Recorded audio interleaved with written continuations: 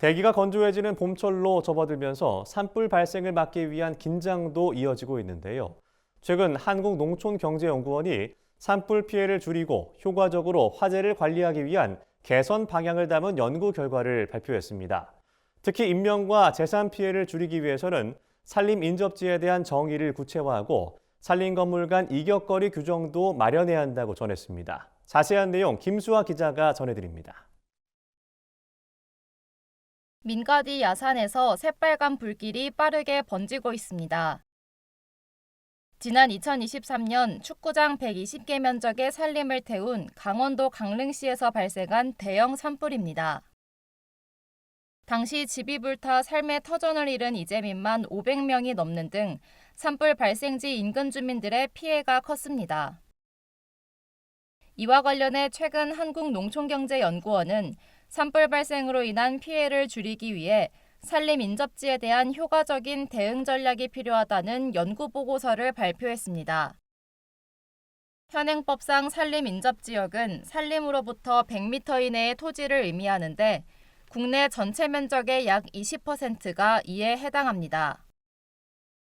연구원은 2023년 강릉 산불 사례로 볼 수 있듯 산림 인접 지역에서의 화재가 주민들에게 직접적인 위협이 된다고 설명했습니다. 연구원이 산불 발생 위치 통계를 분석한 결과 산림 인접지에서는 주로 병원이나 학교 등 주요 시설이 화재 발생지와 가까워 인명피해와 재산 피해가 더 심각할 수 있습니다.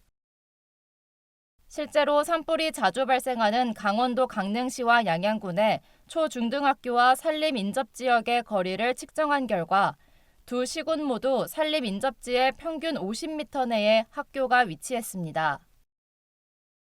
이와 관련해 연구원은 산림 인접지에 대한 정의를 보다 구체화할 필요가 있다고 전했습니다.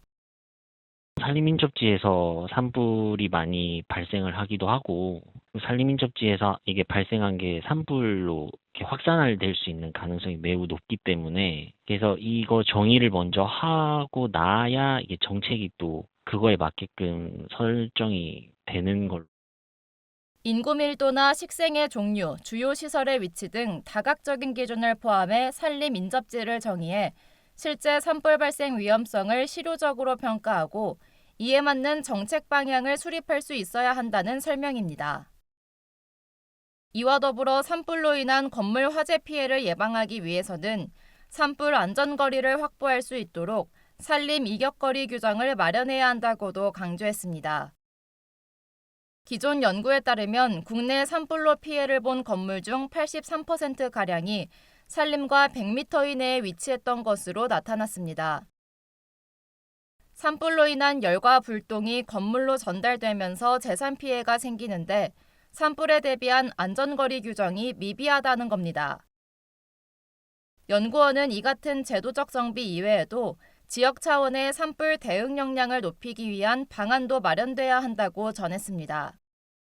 화재가 발생을 하면은 주 단위의 소방청에서 지휘를 하거나 그런 게 아니라면 카운티에서 지휘를 하고 그런 지휘 체계가 되게 확연하게 딱 정해져 있더라고요. 그러면서 이렇게 일사불란하게 움직일 수 있게끔 얘네가 되어 있어가지고 그래서 아마 그런 점은 우리가 조금 차용을 해야 되지 않을까. 미국이나 일본 등 해외의 경우 지자체가 주도해 지역 특성에 맞는 산불 예방 대응 체계를 구축하고 중앙정부는 이를 위한 재정과 정보를 제공하는데 국내에서도 지자체 단위의 완결된 산불 대응 체계가 필요하다는 겁니다. 또 산불 인접지 주민들이 효과적으로 산불 대응에 나설 수 있도록 교육 체계를 구축하는 것도 필요하다고 전했습니다.